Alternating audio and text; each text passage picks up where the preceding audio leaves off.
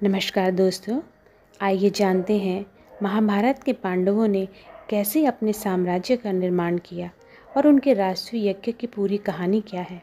आने वाले भागों में हम जानेंगे उस दिन के विशेष क्षण जिसमें वरिष्ठ जनों से लेकर आम दर्शकों तक सबको मंत्रमुग्ध कर दिया। इस यज्ञ में कौन कौन शामिल हुआ, कौन सी शक्तियों का समावेश हुआ और यह कैसे कुरुक्षेत्र के युद्ध के लिए बड़ा कदम साबित हुआ। तो आइए शुरू करते हैं। भाग 21, शीर्षक है परलोक। परलोक की सीमा रेखाएं पृथ्वी पर हमारे अस्तित्व के नियमों से अधिक जटिल होती हैं। अपने कर्मों के आधार पर मृत आत्माओं को विभिन्न लोकों में भेजा जा सकता है। सौभाग्यशाली ब्राह्मणों को ब्रह्मलोक भेजा जाता है, जहां वे स्वयं विधाता से दिव्य ज्ञान प्राप्त कर सकते हैं। क्षत्रियों में जो श्रेष्ठ होते हैं वे सभी प्रकार के सुख एवं वैभव से परिपूर्ण इंद्रलोक में जाते हैं। कुछ कम भाग्यशाली क्षत्रियों को यम, सूर्य अथवा चंद्र के दरबार में स्थान मिलता है। दुष्कर्मियों के लिए 136 प्रकार के नरक होते हैं, जिसमें से अलग पाप के लिए अलग नरक होता है और उनमें अलग अलग प्रकार की यातनाएं होती हैं, जैसे जीभ काटना, गर्म तेल में खौलाना अथवा मांस भक्षी पक्षियों का भोजन बनना। और इन सभी का अत्यंत विस्तृत वर्णन हमारे ग्रंथों में बड़े चाव से किया गया है। ध्री के गुरु का मत था कि नेक स्त्रियों को सीधे अगले जन्म में भेज दिया जाता है, जहाँ यदि उनका भाग्य अच्छा है तो उन्हें पुरुष रूप में जन्म मिलता है। परंतु मेरा विचार था कि यदि ऐसे लोग होते हैं तो अच्छी स्त्रियों को ऐसे स्थान पर भेजना चाहिए जहाँ कोई पुरुष ना हो, ताकि वह पुरुषों की मांग से बच सके। यद्यपि मैंने समझदारी की जो यह मत अपने तक ही सीमित रखा। जो भी हो, मुझे समझ में आ गया था कि कुछ संकट आएगा जब नारद मुनि ने, जो हमसे अचानक ही मिलने आ गए थे, युधिष्ठिर को कहा था, नहीं महाराज, इंद्र के दरबार में मैंने आपके पिता की आत्मा को नहीं देखा था। हमने अत्यंत कम समय में अपने रसोइयों द्वारा पकाए भोजन का आनंद लिया, क्योंकि नारद की अत्यंत विचारशील रुचि थी।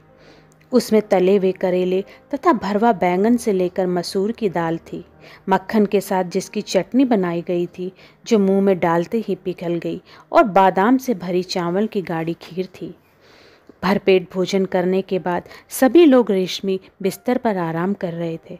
मैं युधिष्ठिर के पीछे बैठकर वर्क लगे पान के पत्तों और पाचक चूर्ण का थाल आगे बढ़ाते हुए पर्दे में से नारद मुनि का आकलन कर रही थी।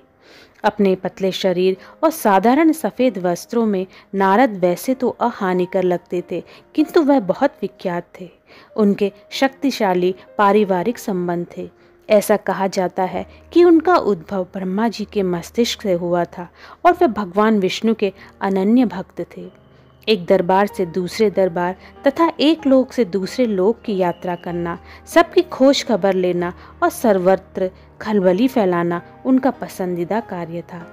अनेक वंशों के विनाश में उनका योगदान रह चुका था और उन्हें सही अर्थों में विपत्ति कारक नारद कहा जाता था। मुझे समझ में नहीं आया कि वह अब क्या योजना बना रहे थे। यद्यपि मैंने उन्हें यम के दरबार में देखा था, नारद ने शरारती कौवे की भांति अपना सिर हिलाते हुए जोड़ा, परंतु मेरे पिता इंद्र के दरबार में न होकर यम के दरबार में क्यों हैं? अपने परिवार के सम्मान में इस गिरावट पर चिढ़ते हुए युधिष्ठिर ने पूछा। आपके पितामह भी वही हैं, नारद ने अपने हाथ के पीछे धीरे से उबासी लेते हुए कहा, परंतु आप इस बात से परेशान न हो। हालांकि वहाँ के आसन और उनकी गद्दियाँ इंद्र के दरबार के आसन और गद्दियों की तरह सुविधाजनक तो नहीं है, पर वे लोग वहाँ आराम से रह रहे हैं। यद्यपि हमें क्या करना चाहिए जिससे हमारे पूर्वजों को इंद्र के दरबार में प्रवेश मिल जाए? युधिष्ठिर ने बीच में टोकते हुए पूछा। संयोग से नारद बोले, मैंने भी उनसे यही बात पूछी। उन्होंने कहा कि यदि आप राजसूय यज्ञ करेंगे तो उन्हें इंद्रलोक भेज दिया जाएगा। तो फिर वह यज्ञ हम अवश्य करेंगे, युधिष्ठिर ने घोषणा की। आप हमें बताइए कि वह कैसे किया जाता है। नारद ने उत्सुकता का नाटक करते हुए भौहें चढ़ाई। यह बहुत खतरनाक है। पहले आपको भारत के सभी राजाओं से कर लेना होगा। यदि वे नहीं देते तो आपको उनसे युद्ध करके उन्हें पराजित करना होगा। उसके बाद आपको एक विशाल अग्नि समारोह करना होगा जिसमें उन सभी राजाओं को उपस्थित होना होगा। मुझे इस पूरे प्रयास पर संदेह था। यदि लोग होते भी हैं तो भी इस बात का क्या प्रमाण है कि मृत आत्माओं को उनके द्वारा पृथ्वी पर किए गए कार्यों के आधार पर एक लोक से दूसरे लोक में भेजा जा सकता है। युधिष्ठिर को भी संकोच हो रहा था। वह शांति प्रिय व्यक्ति था, किंतु अर्जुन की आंखों में चमक आ गई और भीम ने भी अपनी मुट्ठी ऊपर उठा ली। सहदेव और नकुल ध्यान से स्थिर होकर बैठे थे। मुझे संदेह था उन्हें पूर्वजों की कोई चिंता थी अथवा लोक के अस्तित्व में मुझसे अधिक विश्वास करते थे। यद्यपि नारद की कहानी ने उन्हें झकझोर कर उनकी शिथिलता से बाहर निकालने, जंग लगते हुए अपने युद्ध कौशल को दोबारा साफ करने, राशि कोष भरने, अपनी ख्याति को फिर प्राप्त करने और साथ ही उत्तरदायी संतान बनकर प्रशंसा प्राप्त करने का अवसर प्रदान किया था। हम कब आरंभ करें? अर्जुन ने पूछा। हमें जल्दबाजी नहीं करनी चाहिए, युधिष्ठिर ने कहा। हम कृष्ण को बुलाते हैं, वह हमें सलाह देंगे। आह, महान रणनीतिज्ञ कृष्ण, नारद ने हाथ बांधकर उत्साहित होकर कहा। आप कितने सौभाग्यशाली हैं जो उन्हें मित्र के रूप में पाया। आप तो जानते ही हैं ना, वह भगवान विष्णु के अवतार हैं। नारद ने मेरी ओर कुटिल दृष्टि से देखा और जांचने की चेष्टा की कि इस चौंका देने वाले दावे पर मेरा विश्वास था या नहीं। क्या वे सचमुच अवतार हैं? अर्जुन ने उत्सुक होकर पूछा। वह अत्यंत साधारण लगते हैं और हम लोगों के साथ सदैव हंसी मजाक करते रहते हैं। वे अपना दिव्य रूप सिर्फ उन्हें दिखाते हैं जो उसके लिए तैयार होते हैं, नारद ने कहा। और हालांकि वह अर्जुन से बात कर रहे थे, उनकी दृष्टि मुझ पर ही टिकी हुई थी। मैंने नारद की बात की उनकी अनेक उपहासपूर्ण युक्ति की तरह उपेक्षा कर दी थी, किंतु बाद में जब मैं अकेली थी तो मैं इस बात के विषय में सोचती रही, यदि मेरा विचार गलत हुआ तो, यदि सचमुच लोक के ऊपर अन्य लोक हुए जो दिन में अदृश्य तारों की भांति साधारण मनुष्य को दिखाई नहीं देते हैं, तो समय समय पर देवता नीचे आकर हम लोगों के बीच रहते हुए हमारी नियति को दिशा देते हो, तो अपने वर्तमान पति नकुल के सुप्त छाया चित्र के आगे मेरे शयन कक्ष की अंधकारपूर्ण खिड़की के पार पीत वर्ण का चंद्रमा आकाश में चमक रहा था। उसके दागदार चेहरे के पीछे कौन से रहस्य छिपे थे? मैं यह निर्णय नहीं कर सकी कि क्या परलोक के नियमों को हमें पीछे छोड़ देना चाहिए और यह कि क्या हमें किसी साधु की ऐसी सलाह को नमन करना चाहिए जो सभी तर्क संगत बातों के विरुद्ध हो। जब कृष्ण आए तो मैंने उन्हें ध्यान से देखा। उनका व्यवहार ईश्वरीय नहीं था। उन्होंने मुझे हमेशा की तरह छेड़ा और कहा कि मैं मोटी हो गई हूँ। उन्होंने मुझसे अपने लिए भोजन बनाने का आग्रह किया और फिर कहा कि मेरी बनाई हुई मिठाई से कहीं अधिक स्वादिष्ट मिठाई वह बचपन में वृंदावन में खाकर बड़े हुए थे। जब मेरे पतियों ने उनसे राजसूय के विषय में पूछा तो वह आश्चर्यजनक रूप से उसके पक्ष में थे। उन्होंने कहा कि देश में बहुत भ्रष्टाचार हो रहा है और उसे ठीक करने की आवश्यकता है। अभी सावधानी से नियंत्रित ढंग से किए गए रक्तपात द्वारा बाद में नृशंस संहार को रोका जा सकता था। वह इससे पहले ईर्ष्या संबंधी दी गई अपनी चेतावनी को भूल गए थे। कृष्ण ने रणनीति बनाने में मेरे पतियों की सहायता की। उन्होंने इसका आरंभ उस समय के सबसे भयावह शासक और कृष्ण के पुराने शत्रु जरासंध को मरवा कर किया। भीम ने मल्ल युद्ध के दौरान उसके शरीर को 2 हिस्सों में चीर दिया। उसने मुझे उसका पूरा विवरण बाद में विस्तार से सुनाया था। उसके बाद उन्होंने अनेक राजाओं को छुड़ाया जिन्हें जरासंध ने बंदी बना रखा था और उन्हें उनके राज्य भी लौटा दिए। इससे मेरे पतियों को इतनी ख्याति मिली कि वे जहाँ भी गए राजाओं ने उनसे मैत्री कर ली। किसे पता कि कर्ण के राज्य अंग में क्या हुआ होता।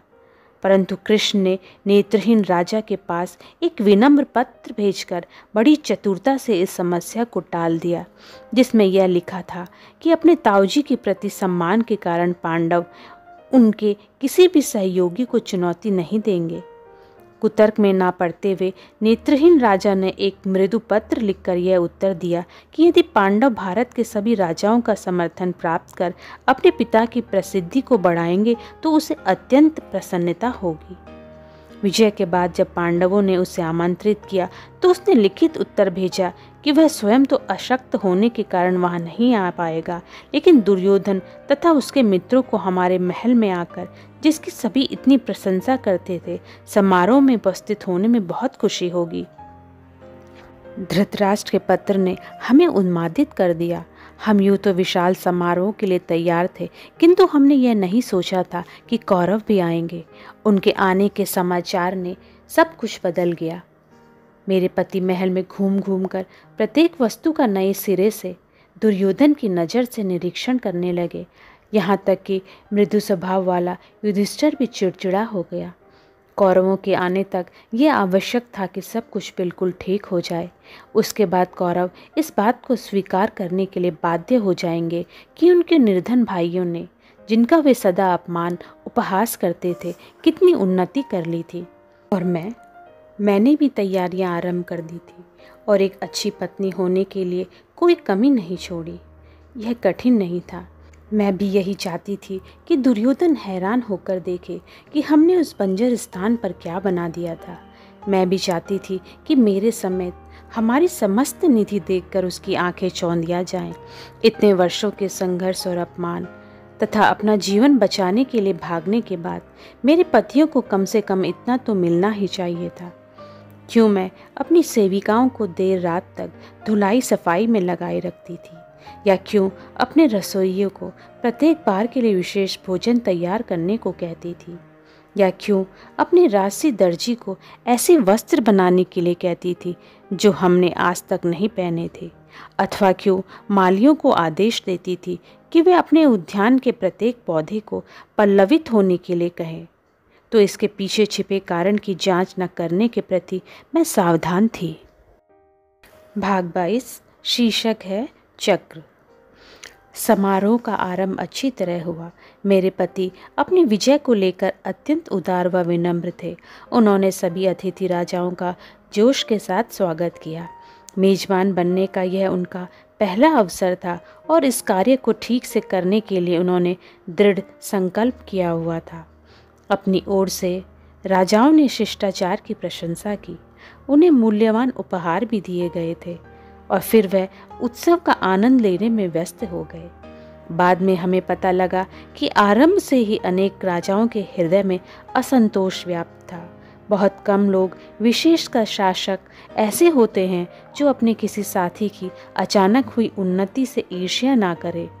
हम सभी को यह बात मालूम थी। हमें अधिक सावधान होना चाहिए था, किंतु अलग अलग तरीके से हम सबका ध्यान कौरव दल के कारण भंग हो गया था। जिस दिन मुझे यह पता लगा कि जिस बात का मुझे डर और इच्छा दोनों थे वह होने वाली थी, कर्ण भी दुर्योधन के दल में सम्मिलित होगा, मैं अपने एक छोटे से निजी आंगन में गई, जहाँ मेरे शयन कक्ष का द्वार खुलता था, और वहाँ गर्म पत्थर की दीवार पर पीठ टिकाकर अश्वगंधा के पौधे के बीच बैठ गई। मैंने धीरे से कहा कि मुझे उचित कार्य करने की शक्ति दो। हालांकि मुझे पता नहीं था कि मैं यह किससे कह रही थी। मुझे देवताओं पर अधिक विश्वास नहीं था। वे आपस में झगड़ते रहते थे और किसी वंचित वस्तु को पाने के लिए चाले चलने में भी संकोच नहीं करते थे। दोपहर की मंद हवा चल रही थी। पीले रंग के अश्वगंधा पुष्प हिल रहे थे और अपनी तीखी श्वेत युक्त गंध छोड़ रहे थे। मुझे लगा कि मेरा महल मुझे गले लगाकर सलाह दे रहा था। मेरे विचार से वह कह रहा था कि कर्ण का आना मेरे लिए क्षतिपूर्ति का अवसर था। जब कर्ण आया तो मैंने अपना आवेश और भूल तथा अटपटेपन को दूर करने के लिए कोशिश की। अपने पति के साथ खड़े होकर मैंने स्थिर स्वर और अविचलित दृष्टि से उसका स्वागत भी वैसे ही किया जैसे शेष कौरव दल का। मैंने अवसर तैयार करके उसकी देखभाल की। मैं अपनी उदारता द्वारा उस पुराने अपमान को मिटा देने के लिए संकल्परत थी। हम में से कोई भी अब अपने विवाह के समय की तरह युवा और मूर्ख नहीं था। हम अपना अतीत भुला सकते थे। परंतु कर्ण ने मेरे साथ अनुकूल व्यवहार नहीं किया। मैंने उसने अपना सबसे भव्य अतिथि कक्ष दिया, जिसमें एक आलिंद था जहाँ से एक सरोवर दिखता था जो रात्रि में चंद्रमा की रोशनी में चांदी जैसा हो जाता था। किंतु उसने वह कक्ष दुशासन को दे दिया और स्वयं अपने लिए एक छोटा कक्ष चुना जो आंगन की दीवारों की ओर खुलता था। अन्य लोगों की दृष्टि में उसका व्यवहार दोषहीन था। वह प्रत्येक सार्वजनिक गतिविधि, यज्ञ समारोह, नृत्य प्रदर्शन, दरबार संबंधी चर्चा में दुर्योधन के साथ आता था और संपूर्ण गतिविधि के दौरान प्रसन्नता से नहीं किंतु धैर्य के साथ बैठा रहता था। परंतु जब युधिष्ठिर कोई अंतरंग बैठक आयोजित करता जहाँ मेरी भी भूमिका होती, परिवार के लिए निजी कक्षों में भोज अथवा काव्य पाठ की कोई शाम, कर्ण वहाँ अनुपस्थित रहता था।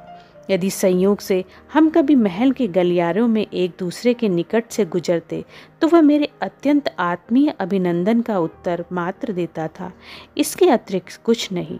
धीरे धीरे मुझे भारी हृदय के साथ यह बात समझ में आई कि वह मुझको स्वयं से मुक्त नहीं करने देगा।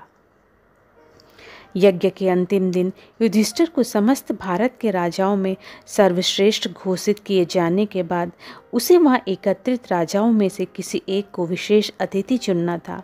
कई रातों से मेरे पति इस बात का निर्णय करने की कोशिश कर रहे थे कि यह स्थान किसे दिया जाना चाहिए।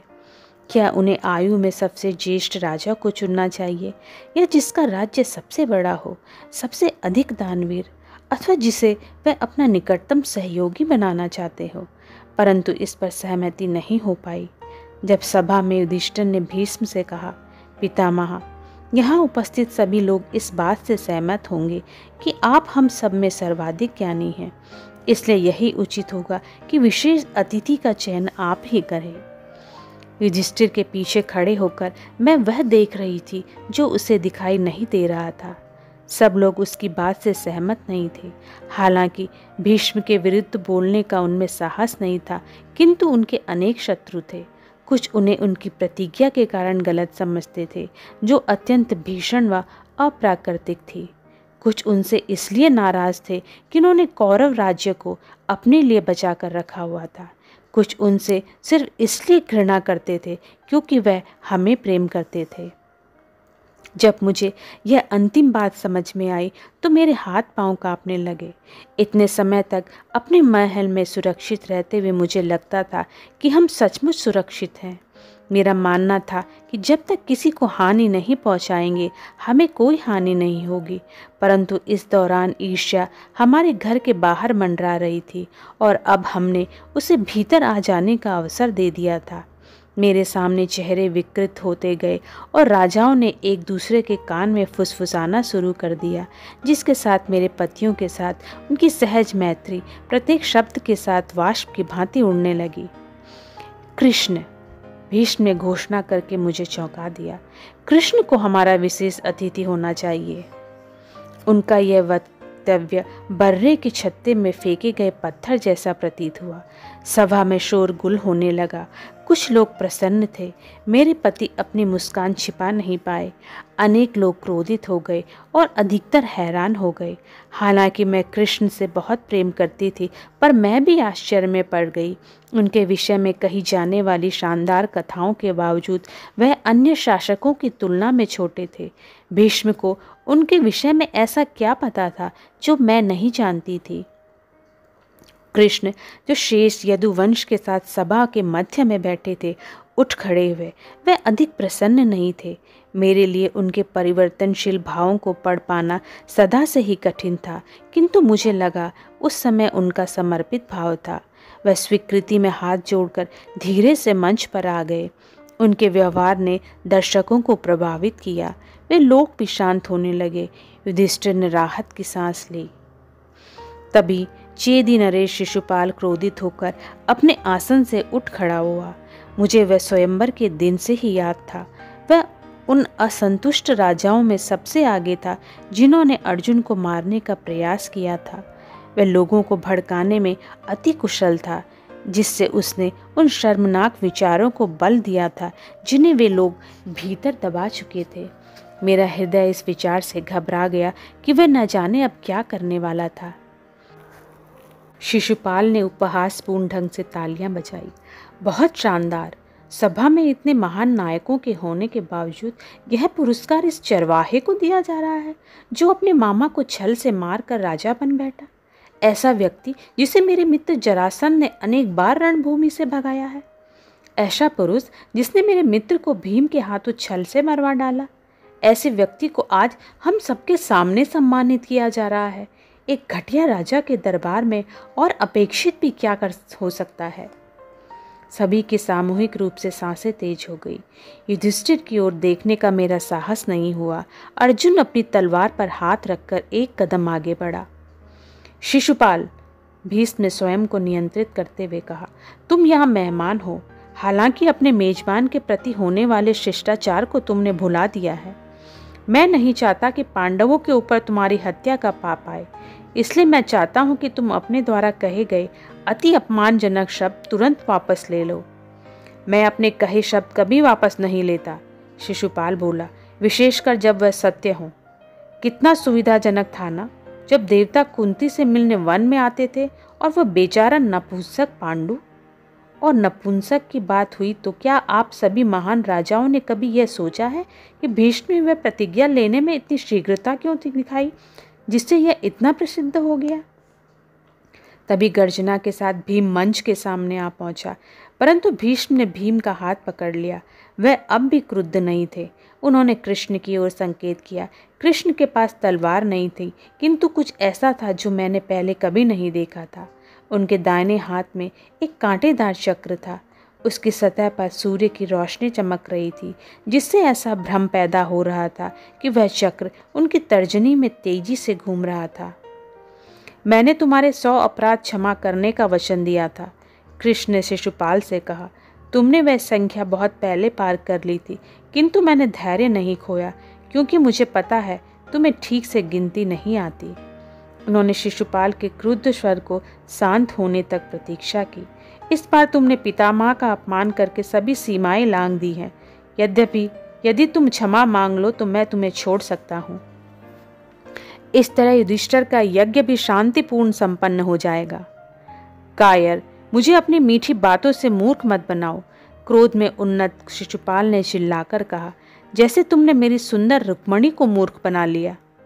मुझे मोटे तौर पर एक कथा याद आ गई, किस प्रकार कृष्ण की पसंदीदा पत्नी को उसके भाई ने शिशुपाल के साथ विवाह का वचन दे दिया था, परंतु उस समय अपने विचारों को सुलझाने का मेरे पास समय नहीं था। शिशुपाल अपनी तलवार हाथ में लिए कृष्ण की ओर दौड़ चुका था। मैंने कसकर अर्जुन की बाह पकड़ ली। ऐसे समय में युधिष्ठिर का कोई विशेष लाभ नहीं होता था। उसे बचाओ, मैं चिल्लाई। उसने मुझे अविश्वसनीय दृष्टि से देखा। मैं कृष्ण के झगड़े में हस्तक्षेप नहीं कर सकता। चिंता मत करो पांचाली, युधिष्ठिर ने मेरे कंधे को थपथपाकर कहा। याद है नारद ने कृष्ण की शक्तियों के विषय में क्या कहा था? शिशुपाल ने झटके से अपनी तलवार कृष्ण के पेट पर तान दी। तलवार की गति इतनी तेज थी कि वह धुंधली सी दिखाई दी। मैंने चिल्लाकर अपना चेहरा ढक लिया। मेरे पास खड़े लोग हैरानी से चिल्ला रहे थे। मुझे मर्मभेदी पीड़ा का अनुभव हुआ, मानो उस तलवार ने मेरे ही शरीर को भेद दिया हो, और फिर एक रिक्तता महसूस हुई जैसा पहले कभी नहीं लगा। यह वार इतना कठोर था कि मुझे लगा यदि कृष्ण मेरे जीवन में ना हो तो किसी बात का फिर कोई महत्व नहीं था। न मेरे पति, न ही मेरा भाई, न यह महल जिस पर मुझे इतना गर्व था, न ही कर्ण की आंखों में वह रूप जिसे देखने को मैं लालायित थी। पांचाली, मैंने भीम को कहते सुना, अब तुम आंखें खोल सकती हो। यह समाप्त हो गया है। वह सचमुच समाप्त हो गया था। शिशुपाल का रक्त उगलता कटा हुआ सिर धरती पर पड़ा था। मैंने जल्दी से अपनी आंखें दोबारा बंद कर ली। कृष्ण ने अपने चक्र से इसे काट डाला, भीम ने बताया। परंतु शिशुपाल का सिर विहीन धड़ आगे बढ़ता आ रहा था और उसकी तलवार अब भी कृष्ण की ओर तनी हुई थी। यह देखने लायक दृश्य था। अंतिम क्षणों में वह कृष्ण के चरणों में आ गिरा। उसका शरीर जब गिरा तो सबसे आश्चर्यजनक घटना घटी। उसके शरीर में से एक प्रकाश निकला और कृष्ण में समा गया। इससे तुम क्या समझी? मैं इतने स्तब्ध थी कि बाहरी गतिविधियों या अपने भीतर के विक्षोभ को मेरे लिए कोई अर्थ नहीं था। इस बार मैंने जब आंखें खोली तो मैंने अपना ध्यान कृष्ण पर केंद्रित कर दिया। उन्हें देखकर ऐसा बिल्कुल नहीं लग रहा था कि उन्होंने अभी अभी एक व्यक्ति की हत्या कर दी थी। एक मंद मुस्कान उनके ओंठों पर खेल रही थी, मानो वह किसी अरुचिकर नहीं बल्कि पुरानी स्मृति को याद कर रहे हों। क्या उसका उस प्रकाश के साथ कोई संबंध था जिसका उल्लेख भीम ने किया था? और क्या वह शिशुपाल की आत्मा थी? उनके पैर रक्त से सने हुए थे। यह मेरा नहीं, उन्होंने मेरे चेहरे के भाव देखकर कहा। मुझे चोट नहीं लगी, किंतु यह सत्य नहीं था। उनके दाहिने हाथ की तर्जनी से रक्त टपक रहा था। क्या ईश्वर का रक्त बहता है? उन्होंने अवश्य ही चक्र फेंकने के लिए उसका प्रयोग किया होगा। वहाँ अब चक्र नहीं था। मैं उसे अब कई वर्ष तक नहीं देख पाऊंगी। मैंने अपनी साड़ी का एक कोना फाड़कर उनके घाव पर पट्टी बांध दी। तुमने यह मूल्यवान साड़ी खराब कर ली, वह बोले। मुझे तुम्हारे लिए नई साड़ी लानी पड़ेगी, हालांकि वह इतनी अच्छी तो नहीं हो सकती। आखिरकार मैं एक छोटा सा राजा हूँ। मैंने स्तब्ध होकर उनकी ओर देखा और शर्म से लाल हो गई। क्या उन्हें कर्ण समेत मेरे विचारों का भी पता था? राजागण अपने आसनों से उठ चुके थे। कुछ गुस्से से विरोध कर रहे थे, कुछ ने अपनी तलवारें निकाल ली थी।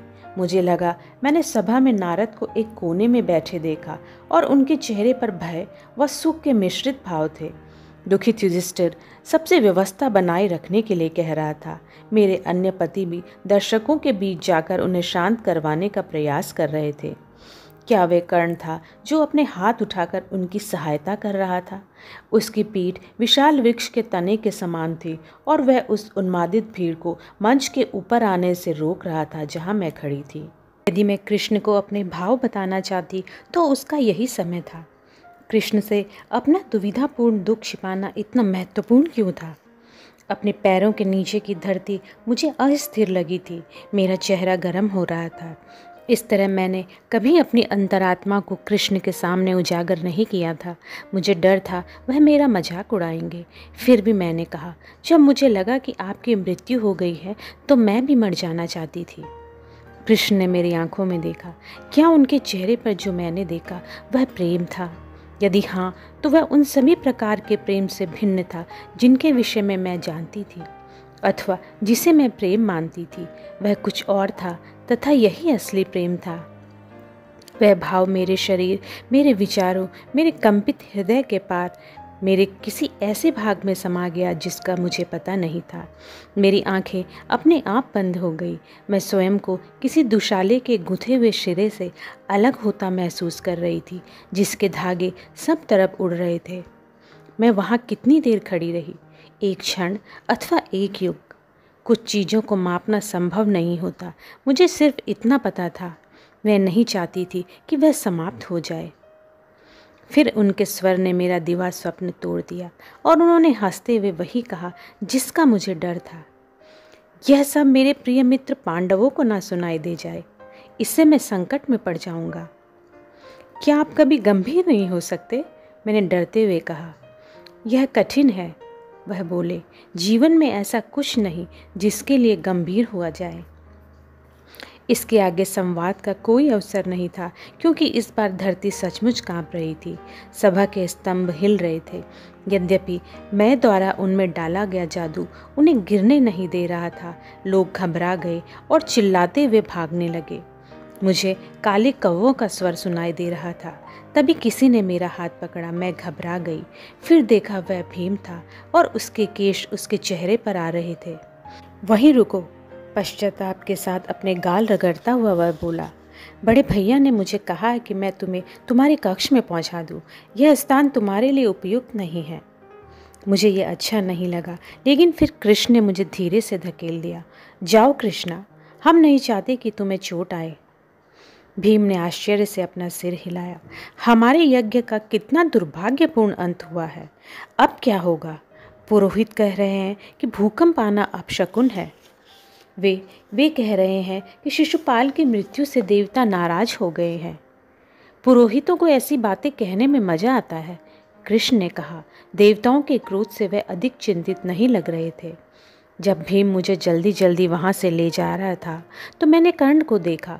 वह मंच के पास वाले द्वार तक आना चाह रही भीड़ को रोके हुए था और उनके भय का धैर्य के साथ सामना कर रहा था। जब उसने देखा कि मैं भीम के साथ सुरक्षित हूँ, उसने भीम को देखकर रुखाई से गर्दन हिलाई और वहाँ से जाने लगा। मैंने अपनी संपूर्ण मानसिक ऊर्जा उसकी पीठ पर केंद्रित करते हुए उसे धन्यवाद दिया और इच्छा की कि वह पलटकर एक बार मुझे देखे। मुझे पता था कि उसे मेरी इच्छा का बल महसूस हो रहा था। यहाँ तक कि भीम ने भी मुझे देखा और उसकी भवें दुविधा से मुड़ गई। परंतु कर्ण चला गया। उसकी चाल इतनी स्थिर थी मानो मेरा कोई अस्तित्व ही नहीं था।